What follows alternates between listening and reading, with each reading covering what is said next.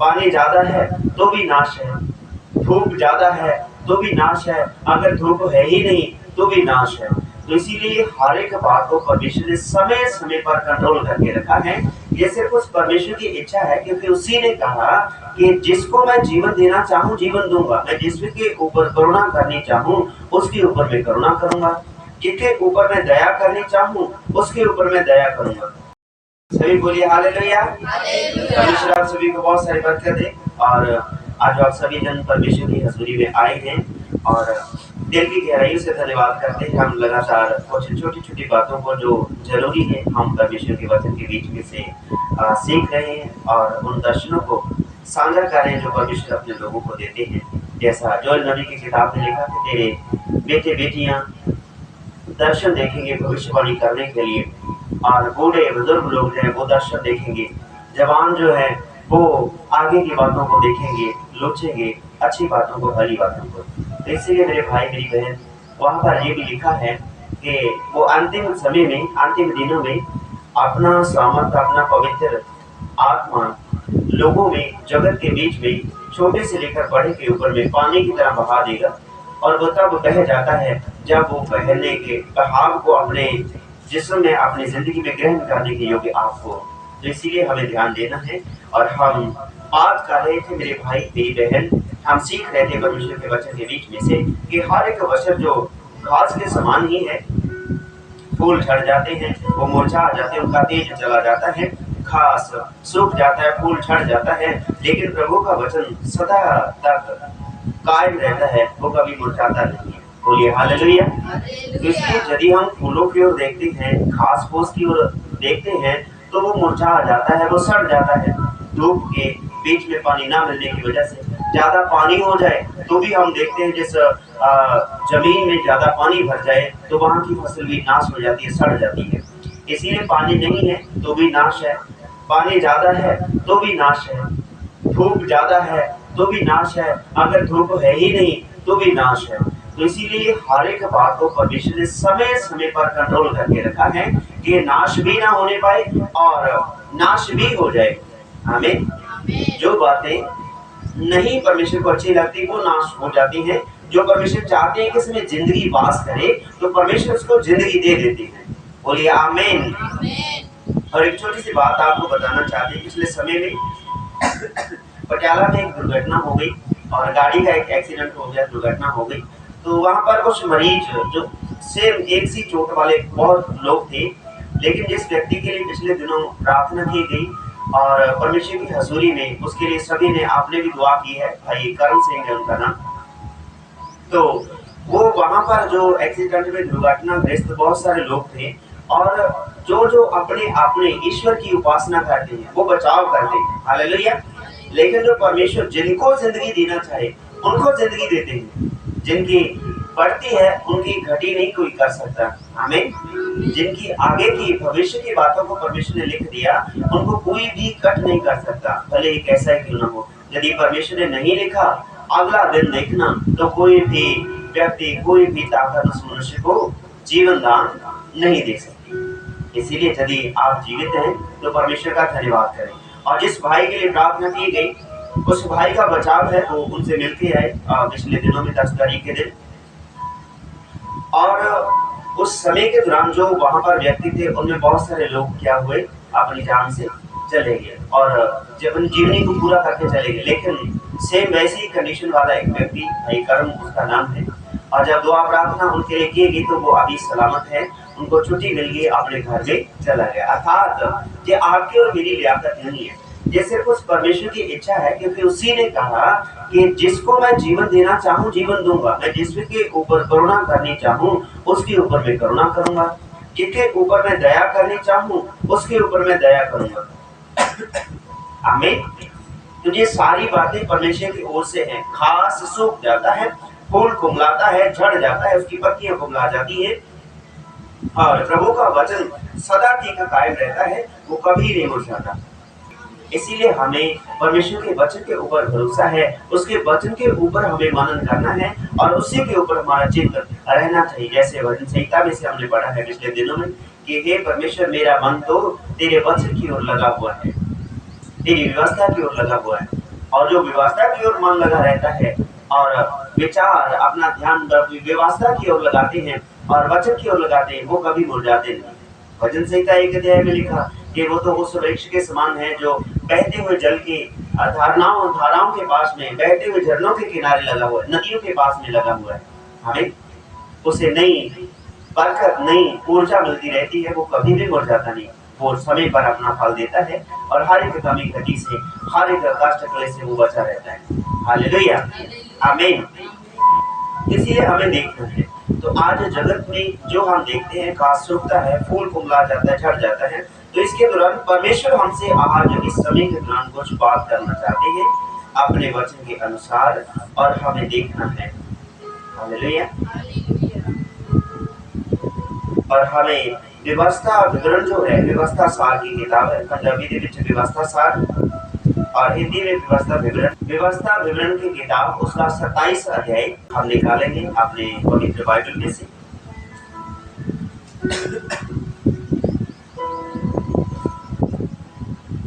और आज परमेश्वर आपसे कुछ विशेष रूप से बातें करना चाहता है। जैसे हम शिक्षा को ग्रहण करते हैं, आज सुबह ही की बात हम आपको बता देंगे कि परमेश्वर ने सुबह के समय एक ऐसा दर्शन सामने रखा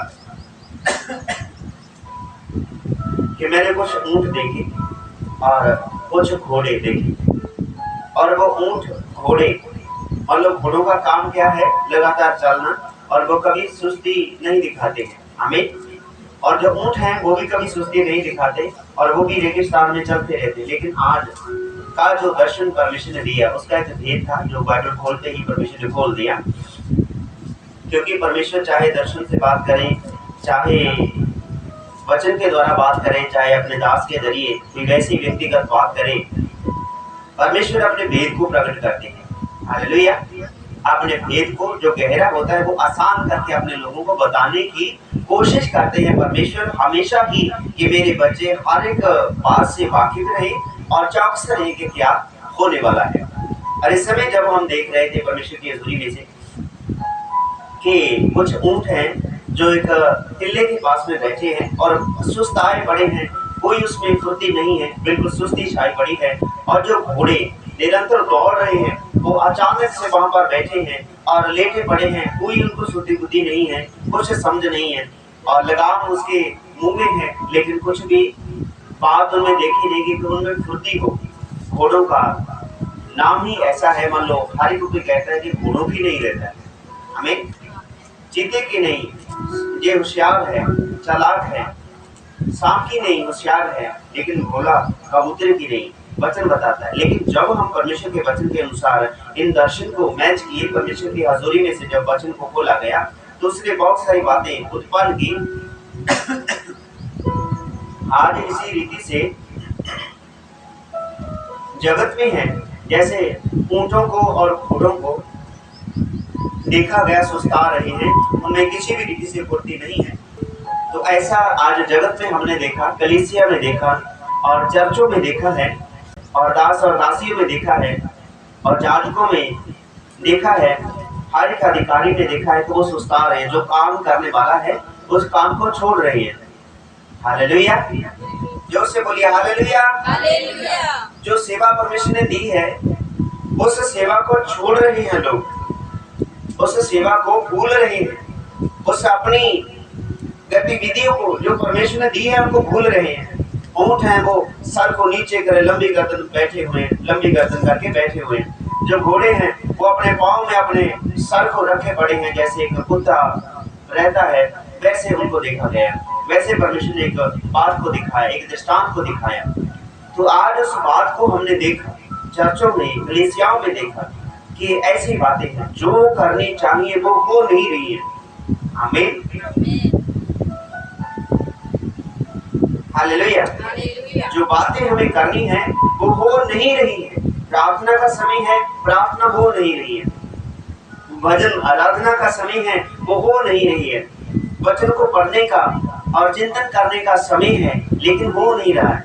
हालेलुया। तो हमें देखना है, ध्यान देना है। अभी जो व्यवस्था विवरण की किताब है 27 अध्याय, उसकी 5 आयत को हम पढ़ेंगे। व्यवस्था विवरण की किताब उसका 27 अध्याय और उसकी 5 आयत को हम पढ़ेंगे।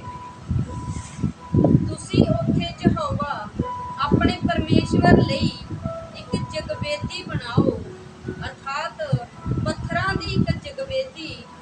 ਤੁਸੀਂ ਉਹਨਾਂ ਉੱਤੇ ਲੋਹੇ ਦਾ ਕੋਈ ਸੰਦ ਨਾ ਲਾਓ। आमीन, हालेलुया। जब इस वचन को पढ़ा तो कुछ समय के लिए परमेश्वर ने अपनी हजूरी में बैठने का मौका दिया और कुछ वेद की बातों को सीखने का मौका दिया और फिर बयान करने का समय दिया। और इस समय और वहीं पर अर्थात जहाँ तुम आराधना करते हो, जहाँ तुम भजन बंदगी करते हो, इस आयत को जब दोबारा हम पढ़ते हैं तो लिखा है, और वहीं अपने परमेश्वर यहोवा के लिए पत्थरों की एक वेदी बनाना, उस पर कोई औजार ना चलाना।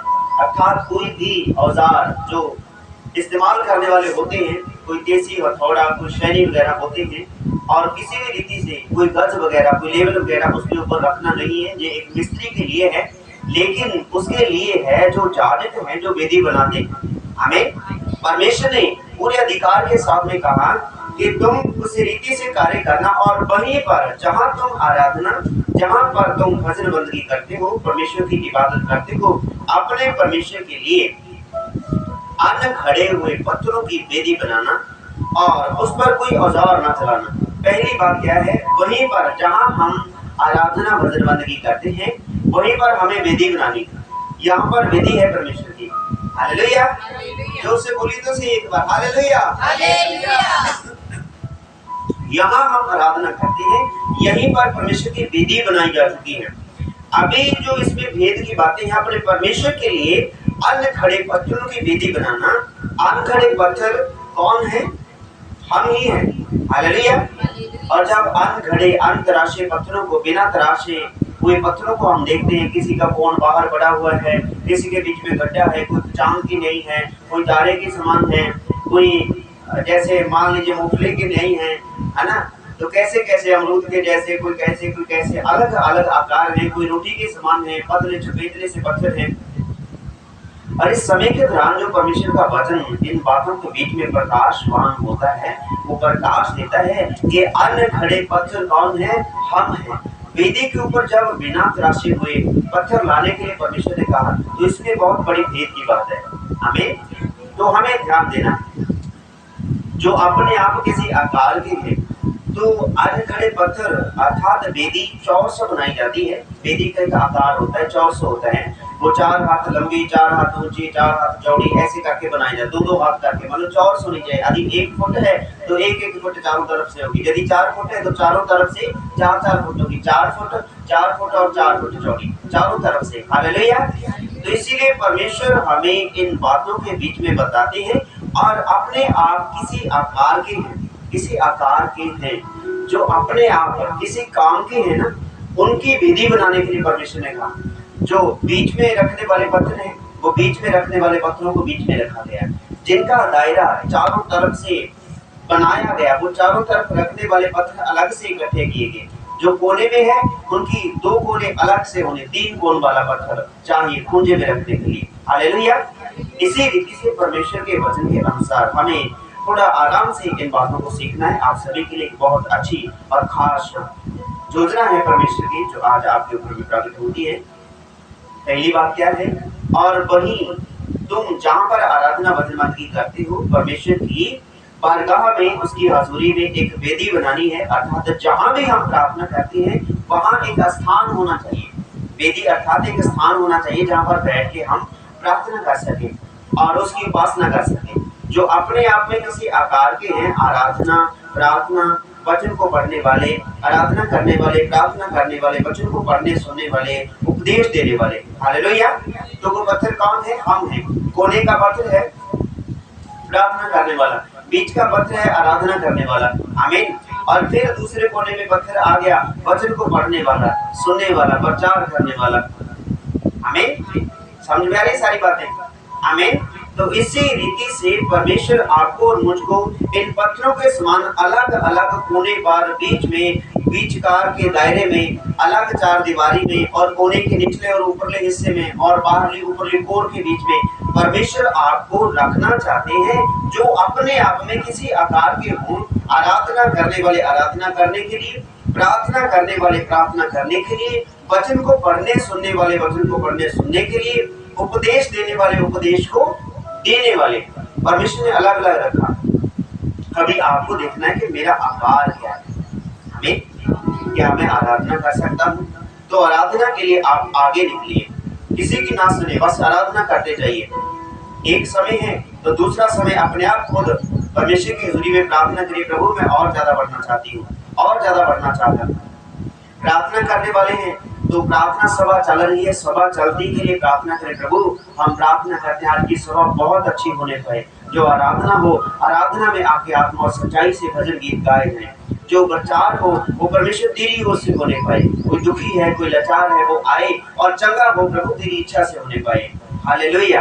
इसीलिए प्रार्थना करने वाला प्रार्थना में बढ़ता जाए, वचन को पढ़ने वाला वचन को पढ़ने में लगा रहे, चाहे अक्षर जोड़ जोड़ कर पढ़ने वाला क्यों ना हो, वो पढ़ने के लिए आगे बढ़ता जाए। यदि उपदेश देने वाला है, आप वचन को पढ़ते हैं, आपको कोई वचन का प्रकाश हो गया तो आगे बात करेंगे, प्रभु के सिर्फ हमारे साथ में ऐसा हो कि मैं इस वचन को पढ़ रहा था, पढ़ रही थी, प्रभु ने मुझे ये प्रकाश दिया है कि इसका मतलब ये है, तो आप उपदेश देने वाले ठहरेंगे। आमीन। तो आप बताइए, आके चर्च में बोल सकते हैं, हम प्रचार कर सकते हैं, हमारा समय है।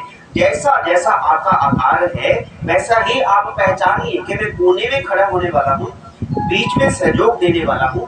जैसे चार दीवारी पूरी ऊंची निकाल दी, उसके साथ में सपोर्ट के लिए पिलर दे दिए गए। हालेलुया। दीवार को गिरने ना दे वो पिलर, दीवार जब गिरे उसकी सपोर्ट देने के लिए आप और मैं इस जगह पे मौजूद हैं। आपको देखना है क्या मैं वो सपोर्ट देने वाला पिलर हूँ क्या, तो आप सपोर्ट दे सके, आप उसका सहयोग दे सके। जो आपके साथ में है, जो अपने आप कुछ करने वाले हों, उसको वेदी के रूप में बनाना। आप ही वेदी हो जो अपने आप में एक समर्पण है। बोलिए हालेलुया। वेदी जब बनाई जाती है उसमें पत्थर हैं, वो पत्थर क्या है, अलग अलग हैं, लेकिन जब उनको इकट्ठा करके बना दिया गया तो वेदी कहलाते हैं। हमें वो वेदी कहलाते हैं। वो पत्थरों का इकट्ठा जो साफ सुथरा करके एक साथ, इधर से दाहिनी बाईनी साइड से, दाहिनी साइड से, ऊपर से निचला हिस्सा है ना, चारों ओर से वो तराश कर बनाया गया नहीं, बल्कि बिना तराश हुए पत्थरों को जैसा जैसा आकार था, जैसा जैसा योग्य था, उसको उठा के ला करके वेदी को बना दिया गया, वेदी में स्थिर कर दिया गया। वो बनी हुई आकार को हम वेदी कहते हैं। अभी पहली बात यह है कि अपने आप को, वो पत्थर हम ही हैं जो वेदी बनाने के काम में आने वाले अलग अलग आकार है। और दूसरी बात जो हम सीखते हैं, औजार ना चलाना। हालेलुया। इसी आयत को दोबारा फिर से आप पढ़ दीजिए जरा, 5 आयत को। ਤੁਸੀਂ ਉੱਥੇ ਯਹੋਵਾ ਆਪਣੇ ਪਰਮੇਸ਼ਵਰ ਲਈ ਇੱਕ ਜਗਵੇਦੀ ਬਣਾਓ, ਅਰਥਾਤ ਪੱਥਰਾਂ ਦੀ ਇੱਕ ਜਗਵੇਦੀ। ਤੁਸੀਂ ਉਹਨਾਂ ਉੱਤੇ ਲੋਹੇ ਦਾ कोई संद ना लाओ। आमीन। हालेलुया। तो इनके ऊपर हमें कोई औजार नहीं चलाना है। इसका मतलब क्या है? पहला जो मतलब हमने जाना है, और वहीं पर वेदी बनाओ। कहाँ पर? जहाँ हम आराधना भजन बंदगी करते हैं, और वो वेदी जब बनाते हैं, वेदी बनाने वाले पत्थर जो है वो आपस में ही है। कोई आराधना करने वाला पूजे वाला पत्थर हो गया, कोई आराधना करते हुए साथ में ताली बजाने वाला वो बीच वाला पत्थर हो गया। आमीन। जो आराधना करने के साथ में ऊंची आवाज में गाते हैं ताली बजा के, वो क्या है? कोने का पत्थर, सहयोगी, सपोर्ट की नहीं, पिलर की नहीं काम करते। तो इसलिए हमें देखना, हम वो पत्थर हैं जिसके कारण वेदी बनाएगी। और वेदी आप ही एक समर्पण है। जो वेदी बनाई जाती है वो परमेश्वर के हाथों में सौंपेगी। तो आप सौंपेंगे, आप ही वेदी के पत्थर हो, आप ही वेदी हो। और इस वेदी के ऊपर जब अभी वेदी बनाई जा रही है तो औजार नहीं चलाना। हालेलुया। ये मेरे लिए भी है और आपके लिए भी, अपने घर में, अपने घराने में। तो आज सुबह से लेकर हम कुछ बातों को परमेश्वर की हजूरी में से ग्रहण कर रहे थे कि परमेश्वर जो बातें हैं, बहुत दिन हो गए, लेकिन आज परमेश्वर ने फिर वो बातों को बयान कर ही दिया कि इनका भेद यही है कि जो हमें कलीसिया में, जो चर्च में, अपने आप खुद में इन बातों को लागू करना है। हमें, हम वेदी हैं, पत्थर हैं, पत्थरों से वेदी बनाएगी, अलग अलग है, कोई कोने का, कोई सिरे का, कोई बीच वाला, कोई ऊपर वाला, कोई साइड वाला, कोई आगे कोई पीछे वाला।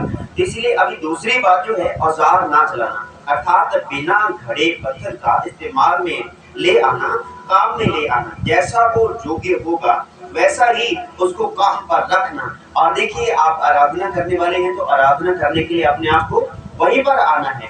यदि आराधना करने के अलावा आपको प्रार्थना करनी आती है तो प्रार्थना करने के लिए उस पत्र की नहीं आप काम करें, प्रार्थना करें। बोल के प्रार्थना करनी हमें निरंतर है। तो इसीलिए जैसा जैसा योग्य वो पत्र होगा, पूंजे वाला है, तिकोना है, उसको तिकोने में खड़ा कर दिया गया, और बीच में गोल है तो गोल उसके बीच में खड़ा कर दिया। अगर चबेतला है, सीधा है, तो उसको बीच में पूरी दीवार के बीच सपोर्ट के लिए खड़ा कर दिया। बोलिए आमीन। और जो पत्थर ज्यादा ही आर्मोड वाला होता है उसको सभी पत्थरों के नीचे रखा जाता था कि बाकी पत्थरों को संभाल ले। आमीन। तो हमारे लिए भी परमेश्वर ऐसी ही योजना करती है कि जैसा जैसा हमारा आकार है वैसा ही परमेश्वर हमें वहीं पर स्थिर कर देते हैं। जैसा हमने पढ़ा कि वो परमेश्वर अस्थिर परमेश्वर है, वो कभी भी हिलता नहीं है, वो जुगान जुग एक ही परमेश्वर है। तो जैसा जैसा योग्य हमारा भाग्य है वैसा वैसा ही परमेश्वर ने हमें ठहरा दिया। जैसा जैसा हम योग्य हैं वैसा वैसा काम हमको दे दिया। अभी जो वेदी है वो कलीसिया है, पत्थर जो है वो हम लोग हैं। हमें पहले बताया कि जो पत्थर है वो हम हैं, जो वेदी है वो कलीसिया है। पत्थरों को इकट्ठा करके वेदी बनाएगी, कलीसिया को इकट्ठा करके आप और मुझको इकट्ठा करके कलीसिया बनाएगी, ये मंडली बनाएगी। तो इसीलिए अभी जो वेदी है वो कौन है? हम हैं। कलीसिया है जो वेदी। पत्थर कौन है? वो भी हम हैं। हम जो है पत्थर हैं, हमारे द्वारा वेदी बनाएगी। अब जब वेदी है वो कौन है? कलीसिया है। सभी मिलके कलीसिया ना, सभी पत्थरों को इकट्ठा किया गया तो वेदी बन गई। और जब सभी लोगों को इकट्ठा किया गया तो कलीसिया बन गई। अर्थात दोनों में भेद है लेकिन काम एक ही है। वेदी पर बनाए जाने का, वेदी को बनाए जाने का कारण क्या है? आप में से बताएगा कोई? वेदी बनाने के लिए क्या चाहिए हमें? पत्थर चाहिए ना। बोलिए, वेदी बनाने के लिए क्या चाहिए? पत्थर। और कलीसिया बनाने के लिए लोग। आमीन। वेदी बनाने के लिए पत्थर चाहिए और आप और हम हैं। कलीसिया बनाने के लिए आप और हम अर्थात लोग चाहिए। बात सेम ही है लेकिन परमेश्वर का भेद है।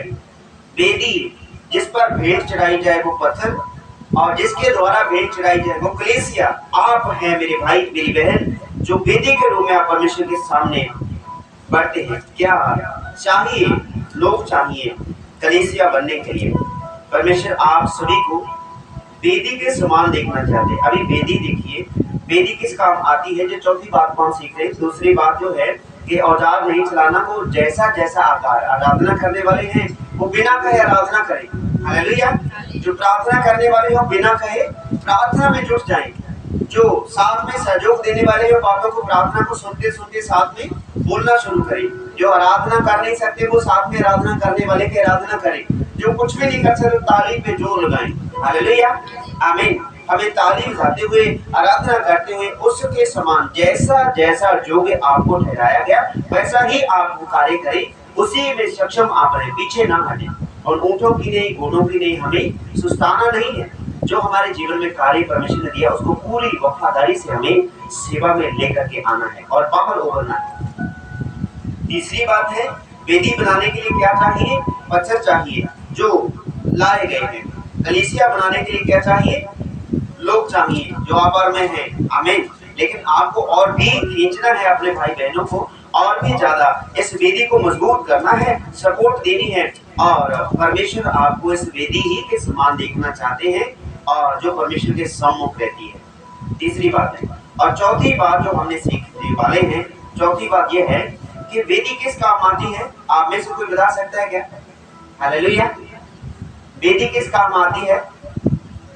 वेदी को बनाया गया और लिखा है तो अपनी सारी भेंटें वेदी के ऊपर ही चढ़ाया जाना। अर्थात वेदी जो है वो भेंट चढ़ाने के काम आती है परमेश्वर के सामने।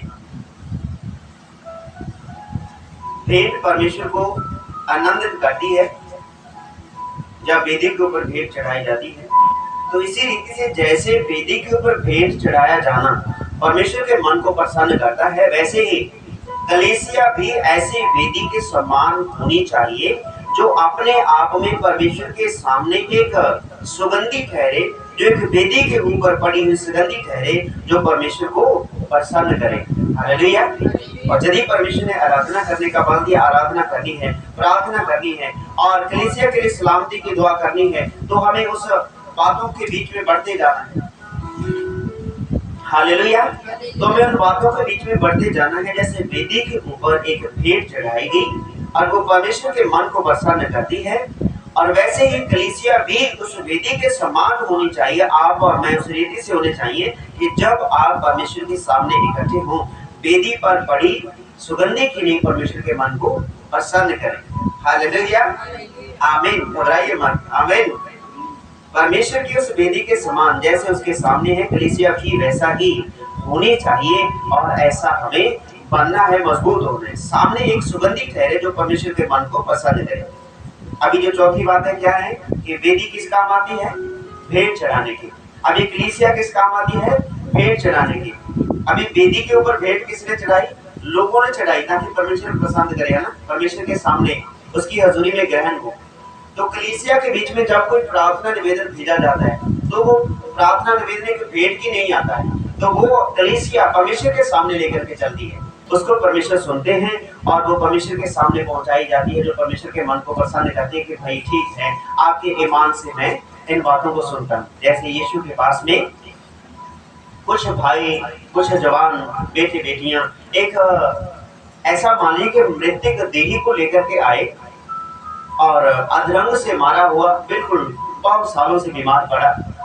जब यीशु के पास में आया तो यीशु ने उन सभी को क्या उत्तर दिया? ये उत्तर दिया कि मैं तुम्हारे सभी के विश्वास से इसको यहाँ पर लाने के कारण मैं इसको चंगा करता हूँ। हमें तो इसलिए जब वेदी के ऊपर भेंट चढ़ाई जाती है, विश्वास रखने वाले की भेंट कबूल होती है।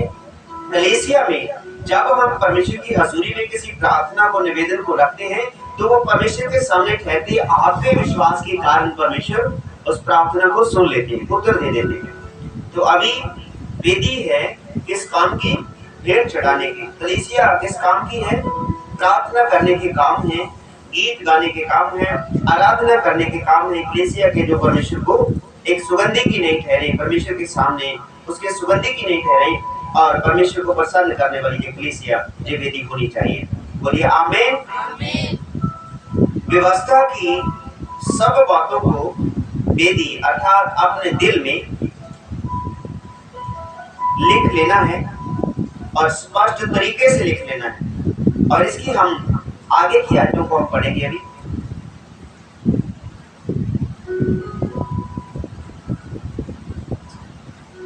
6 आयत हम पढ़ेंगे। ਤੁਸੀਂ ਯਹੋਵਾ ਆਪਣੇ ਪਰਮੇਸ਼ਵਰ ਦੀ ਜਗਵੇਦੀ ਅਣਘੜਤ पत्थरां दी बनाओ। आमीन। हालेलुया। अपने परमेश्वर यहोवा की वेदी अनखड़े पत्थरों की बनाकर उस पर उसके लिए होम बलि चढ़ाना। आमीन। उसके लिए भेंट चढ़ाना। अभी वेदी किस काम आई है? भेंट चढ़ाने के काम आई है। तो कलीसिया भी इस वेदी के समान है। जब कोई दुखी, कोई बीमार कलीसिया में आता है, तो कलीसिया उसको परमेश्वर के सामने लेकर के आती है और सुगंधे की नींव परमेश्वर के सामने रखती है, ताकि परमेश्वर को प्रसन्न करे आपकी दुआ, आपकी आराधना। और हम 8 आयत को हम लोग पढ़ेंगे। ਤੁਸੀਂ ਉਹਨਾਂ ਪੱਥਰਾਂ ਉੱਤੇ ਇਸ ਵਿਵਸਥਾ ਦੀਆਂ ਸਾਰੀਆਂ ਗੱਲਾਂ ਸਾਫ਼-ਸਾਫ਼ ਲਿਖੋ। ਆਮੀਨ। ਤੁਸੀਂ ਇਸ ਪੱਥਰਾਂ ਦੀ ਵੇਦੀ ਦੇ ਉੱਤੇ व्यवस्था ਦੀਆਂ ਸਾਰੀਆਂ ਗੱਲਾਂ साफ-साफ लिखो। हालेलुया। आमीन। और लिखा है, और इन पत्थरों के ऊपर व्यवस्था के सब वचनों को स्पष्ट रीति से लिख देना। अभी वेदी को बना दिया गया। इसी में भेद है, इसी में परमेश्वर का प्रकाश है जो आपके लिए और मेरे लिए है। और इस समय भेद जो खुलता है कि कलीसिया एक वेदी के समान है। वेदी पर जो पत्थर इकट्ठे किए गए, जिन पत्थरों को इकट्ठा करके वेदी बना दी गई, तो उसमें कुछ लिखी गई आयतें। वेदी बनाने का मतलब है आयतों को लिख देना और उस पर भेंट चढ़ाना। जो उसके सामने है वो सामने सभी देखे वेदी के ऊपर में क्या है। तो अभी कलीसिया जो है एक वेदी की नहीं, और जो कलीसिया के बीच में बातें लिखने के लिए परमेश्वर कहते हैं, और उन पत्थरों पर इस व्यवस्था के सब वचनों को स्पष्ट रीति से लिख देना। अभी आप क्या हो? एक पत्थर हो। आप क्या हो? एक पत्थर, वेदी का पत्थर। अभी आपके ऊपर में लिखा जा रहा है परमेश्वर का वचन, जो पिछले समय से हम सीखते आ रहे हैं। और पहला पद एक 2 अध्याय हम निकाल लेंगे। एक अध्याय में से हम कुछ बातों को शेष रीति से बयान किए हैं। और इस समय प्रार्थना को लाइव इस समय देखते हैं। और आप सभी के लिए निवेदन है, जो पहला अध्याय आपने नहीं देखा तो देख ले परमेश्वर की हजूरी में। हमें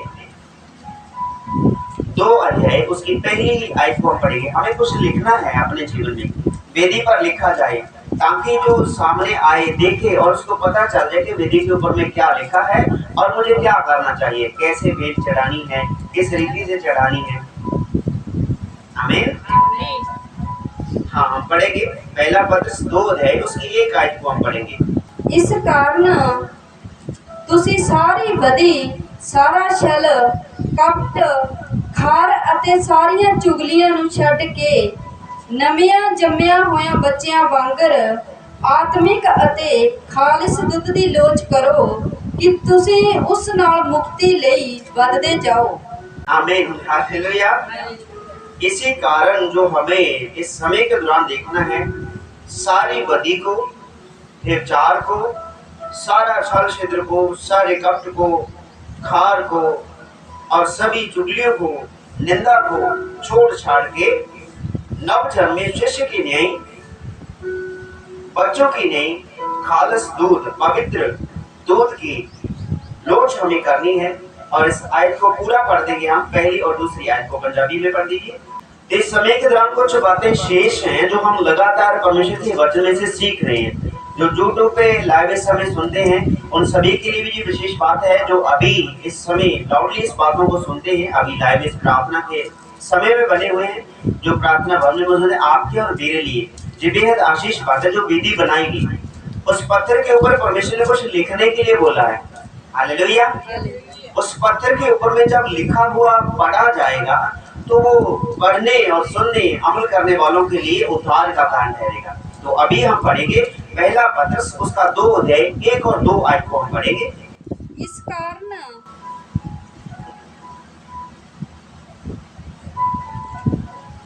कारण ਤੁਸੀਂ ਸਾਰੀ ਬਦੀ, ਸਾਰਾ ਛਲ, ਕਪਟ, ਖਾਰ ਅਤੇ ਸਾਰੀਆਂ ਚੁਗਲੀਆਂ ਨੂੰ ਛੱਡ ਕੇ ਨਵਿਆਂ ਜੰਮਿਆਂ ਹੋਇਆਂ ਬੱਚਿਆਂ ਵਾਂਗਰ ਆਤਮਿਕ ਅਤੇ ਖਾਲਿਸ ਦੁੱਧ ਦੀ ਲੋਚ ਕਰੋ ਕਿ ਤੁਸੀਂ ਉਸ ਨਾਲ ਮੁਕਤੀ ਲਈ ਵੱਧਦੇ ਜਾਓ। आमीन, हालेलुया। इस कारण ਤੁਸੀਂ सारी बदी, सारा छल ते कपट की लिखना गा अपने जीवन में, क्या लिखना है? आमीन। अपने जीवन में इन बातों को हमें लिख लेना है जो परमेश्वर के वचन के अनुसार हम सीख रहे हैं। परमेश्वर का वचन कहता है कि वेदी बनाओ, और वह वेदी कलीसिया है, मंडली है, जिसके बीच में ये बातें लिखी होनी चाहिए। जब कोई पढ़े तो आपको पता चल जाए कि क्या लिखा हुआ, किस कारण ये वेदी बनाई, किस कारण ये कलीसिया की स्थापना हुई है। अभी कलीसिया में क्या है? जगत अंधेरे में है, समझता नहीं है, लेकिन आपके और मेरे ऊपर में जो परमेश्वर ने उजियारा दिया है, वो उजियारा जो है, जो रोशनी है, वो इन सारी बातों को प्रकट करती है। इसलिए सब प्रकार का बैर भाव और छल और कपट और धा और निंदा को दूर करके नए जन्मे हुए बच्चों के समान निर्मल आत्मिक दूध की लालसा करो, ताकि उसके द्वारा उद्धार पाने के लिए बढ़ते जाओ। आमीन। जो ढा है ना, ढा, कपट और ढा अर्थात चुगली, ढा कहते हैं चुगली। तो इसलिए चुगली जो है बहुत सारे बड़े बड़े घरों को बर्बाद कर देती है। जिन घर ही में से बहुत सारे ऐसे सदस्य होते हैं, जब खुद की जरूरत होती है तब तो परमेश्वर के साथ में है, जब खुद के काम ज्यादा प्रबल होते हैं तो परमेश्वर कौन और मैं कौन। हालेलुया। इसलिए हमने देखा यदि जीवन देना है तो स्पष्ट रीति से परमेश्वर के हाथों में सौंपे, ताकि हम जगत के साथ में दोषी ना ठहराए जाएं। हालेलुया। अपने जीवन से और निंदा को, हर एक ढाक को, हर एक बैर भाव को, कपट को, हर प्रकार के बैर भाव को दूर करके नए जन्मे हुए बच्चों के समान हमें परमेश्वर के सामने रहना है। हालेलुया। हमें बड़े ही गहराई से परमेश्वर का वचन इन बातों के बीच में सिखाता है कि हमें अपने जीवन में इन बातों को लिख लेना है। पत्थरों पर खोद के बनाए गए शब्द परमेश्वर कहते हैं कि वेदी बनाओ, और वेदी के ऊपर वो शब्द व्यवस्था के लिखे जाएं, ताकि जो भी आए पढ़े और मेरे भाई वो निर्दोष पाए अपने आप को। यदि कोई कभी वचन को पढ़ते समय लगे तो अपने जीवन से दूर करे। इसीलिए तो परमेश्वर के वचन में लिखा कि सकरा है वह मार्ग जिस पर कम लोग चलते हैं, वो जीवन की ओर जाता है। खुला और चौड़ा है वो रास्ता जो जीवन की ओर नहीं जाता, वो नरक की ओर जाता है, बहुत लोग चलते हैं। इसीलिए हम भीड़ को नहीं बल्कि चंद मुट्ठी भर लोग जो स्वर्गीय जीवन को पसंद करते हैं, चुगली से, निंदा से, साड़े से, बैर भाव से, क्रोध से, हर एक कपट की बातों से, हर एक छल से अपने आप को दूर और छल कपट निंदा चुगली को दूर रखते हैं, हम उनके साथ में रहना पसंद करते हैं। बोलिए हालेलुया। परमेश्वर ऐसी वेदी बनाना चाहते हैं। परमेश्वर ने कहा वेदी बनाओ, जहां तुम रहो जाओ वहां पर तुम वेदी बनाओ, वहीं पर तुम एक वेदी बनाओ जिस पर तुम परमेश्वर के लिए एक भेंट चढ़ा सको। आमीन। हमें भेंट चढ़ाने के लिए कुछ बातों का ख्याल रखना है। इस कारण तुसी सारी बदी, सारा छल कपट खार ਅਤੇ ਸਾਰੀਆਂ ਚੁਗਲੀਆਂ ਨੂੰ ਛੱਡ ਕੇ ਨਵਿਆਂ ਜੰਮਿਆ ਹੋਇਆਂ ਬੱਚਿਆਂ ਵਾਂਗਰ ਆਤਮਿਕ ਅਤੇ ਖਾਲਸ ਦੁੱਧ ਦੀ ਲੋਚ ਕਰੋ। ਭਾਈ ਤੁਸੀਂ ਉਸ ਨਾਲ ਮੁਕਤੀ ਲਈ ਵਧਦੇ ਜਾਓ। ਇਸ ਲਈ ਜੇਕਰ ਜੀਵਨ ਦੇ ਵਿੱਚ ਚੁਗਲੀ ਹੈ, ਜੀਵਨ ਦੇ ਵਿੱਚ ਨਿੰਦਾ ਹੈ, ਸਾੜਾ ਹੈ, ਖਾਰ ਹੈ, ਈਰਖਾ ਹੈ, बैर है, विरोध है, दूसरे ਦੀ ਤਰੱਕੀ ਨੂੰ ਦੇਖ ਕੇ ਜੈਲਸ ਹੈ, ਤਾਂ ਮੇਰੇ प्रियो ਤੁਹਾਡੀ ਜਿਹੜੀ ਮੁਕਤੀ ਦੇ ਲਈ ਵਾਧਾ ਹੈਗਾ ਉਹ ਰੁਕ ਜਾਵੇਗਾ। ਆਮੀਨ। ਅਸੀਂ ਮੁਕਤੀ ਦੇ ਲਈ ਵਧਦੇ ਜਾਣਾਂਗਾ। ਬਹੁਤ ਸਾਰੇ ਭੈਣ ਭਾਈ ਕਹਿੰਦੇ ਅਸੀਂ ਮੁਕਤੀ ਪਾ ਲਈ ਹੈ, ਮੁਕਤੀ ਪਾ ਨਹੀਂ ਲਈ। ਸੰਤ ਪੌਲਸ ਵੀ ਬਿਆਨ ਕਰਦਾ ਹੈਗਾ, ਕਹਿੰਦਾ ਜਿਹੜਾ ਤਾਜ, ਜਿਹੜਾ ਜੀਵਨ ਦਾ ਮੁਕਤ, ਕਹਿੰਦਾ ਮੈਨੂੰ ਆਸ ਹੈ ਮਿਲਣ ਵਾਲਾ, ਕਹਿੰਦਾ ਮੈਂ ਬੇਸ਼ੱਕ ਆਪਣੀ ਦੌੜ ਨੂੰ ਪੂਰਾ ਕਰ ਚੁੱਕਿਆ, ਪਰ ਕਹਿੰਦਾ ਮੈਂ ਫਿਰ ਵੀ ਨਹੀਂ ਮੰਨਦਾ, ਕਹਿੰਦਾ ਮੈਂ ਆਪਣੀ ਦੌੜ ਨੂੰ ਅੰਤਿਮ ਸਮੇਂ ਤੱਕ, ਜਦੋਂ ਤੱਕ ਮੇਰੇ ਸਾਹ ਚੱਲਦੇ ਰਹਿਣਗੇ ਉਦੋਂ ਤੱਕ ਮੈਂ ਦੌੜਦਾ ਜਾਵਾਂਗਾ, ਆਪਣੇ ਨਿਸ਼ਾਨੇ ਦੀ ओर दौड़ता चला जाऊंगा।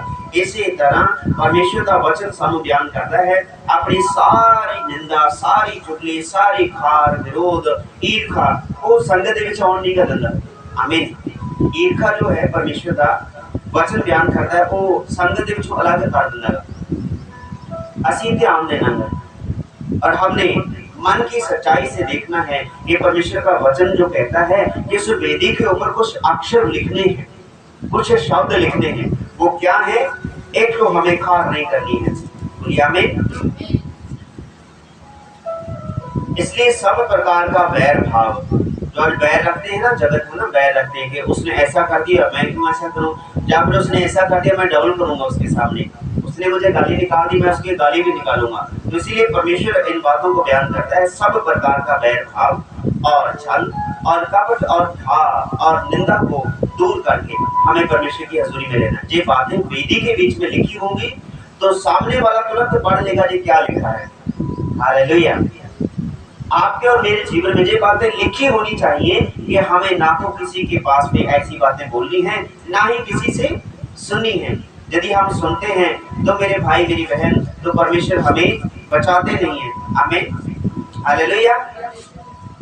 और इस रीति से जब हम इन बातों को अपने जीवन में लोचते हैं और ग्रहण करते तो हमारे लिए एक नया उद्धार है, नई बातें हैं, और तुसी उस मुक्ति दे बल, मुक्ति दे लिए बढ़ते जाओ और अपनी मुक्ति को आप ग्रहण करने के रास्ते पर हो, उस समय पर आप पहुंचे जब आपकी मुक्ति आपको मिल जाने वाली है। अभी इस वचन के लिए हम धन्यवाद करते हैं परमेश्वर पिता का, क्योंकि तुमने प्रभु की कृपा का स्वाद चख लिया है। क्यों हमें निंदा चुगली छोड़ देनी है? हमें क्यों हमें खार छोड़ दी है? क्यों छोड़ दी है ये सारी बातें? क्यों छोड़ दिया मखौलियों की मंडली के साथ में बैठना? क्यों छोड़ दिया शराबी कबाबियों के साथ में बैठना?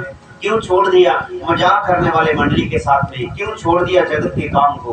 क्यों मेरे भाई? क्योंकि आप के ऊपर प्रभु की कृपा है, आपने परमेश्वर के वचन और उसकी प्रभुता का स्वाद चख लिया है, प्रभु स्वाद उसकी संगति का टेस्ट चख लिया है। उसका संगति का पवित्रताई का टेस्ट इतना है मेरे भाई कि जगत की सारी अभिलाषाएं सारे रंग फीके पड़ जाती हैं जब आप आराधना भजन बंदगी करने लग जाते हो। जगत की झूठी तसल्ली नजर आती है लेकिन परमेश्वर की सच्ची तसल्ली है क्योंकि वो जीवित परमेश्वर है। आमीन। हमें ध्यान देना है, इन बातों को अपने जीवन में लिख लेना है ताकि ये लिखी हुई बातें परमेश्वर के सामने सुगंधी की नहीं पहुंचे। आप एक वेदी हो, वेदी के ऊपर परमेश्वर ने इन वचनों को लिखने के लिए कहा है तो हमें लिखते रहना है और मनन करते रहना है। लिखने का मतलब ये है कि हमें ध्यान में रखना है, जब भी पढ़े सुने दोबारा फिर से पढ़े फिर याद आ जाए, दोबारा फिर से पढ़े फिर याद आ जाए, फिर से दोबारा जब भी पढ़े और तब परमेश्वर का वचन हमें याद आए, स्मरण आए कि परमेश्वर ने हमसे कब और कैसे क्या बात की। हालेलुया। तो ही हम सभी खड़े हो जाएंगे। बड़े ही सीधे साधे रूप से हम प्रार्थना करने वाले हैं परमेश्वर की हजूरी में कि उसकी हजूरी में हमें एक वेदी की नहीं, उन पत्थरों की नहीं जिनसे वेदी बनती है, अपने आप को परमेश्वर के सामने स्फूर्त कर देना है। और परमेश्वर का वचन जी बातों को बयान करता है कि हर एक निंदा, हर एक साड़ा, बैर भाव, विरोध खार छोड़ करके, हर एक निंदा चुगली छोड़ करके परमेश्वर के सामने रहना है एक वेदी के समान। और लिखा है वहां पर कोई खड़ा हुआ पत्थर नहीं है बल्कि अपने आकार के पत्थर हैं। इसीलिए हम आपको तराश नहीं रहे हैं बल्कि आप तराशे हुए हैं, पहले से तराशे हुए हैं। वेदी बनाएगी अन्य खड़ पत्थरों से जैसा वो योग्य था। आप सभी लोग परमेश्वर के तराशे हुए लोग हो जिनसे वेदी बनाएगी, जैसा जैसा योग्य था वैसा वैसा परमेश्वर ने आपको रख दिया है। धन्यवाद करते हैं परमेश्वर। प्रभु जी हम प्रार्थना करते हैं हर एक कमी घटी दूर जाती रहे, हर एक कुटिलता के शब्द दूर रहे, तेरे बेटे बेटियों के बीच में से हर एक बीमारी कष्ट क्लेश दूर जाता रहे प्रभु। और यीशु मसीह नाम से हम प्रार्थना करते हैं और सवेले कंठवार में तेरी आराधना तेरी भजन बंदगी निरंतर इसी रीति से होती रहे जो समय आपने हमारे जीवन में दिया है। हम धन्यवाद करते हैं। मैं अपनी रूह के लिए, अपने प्राण, अपने जिस्म जान के लिए और इस गांव, इस गली मोहल्ले के लिए पेंटेकोस्टल टावर से हम प्रार्थना करते हैं।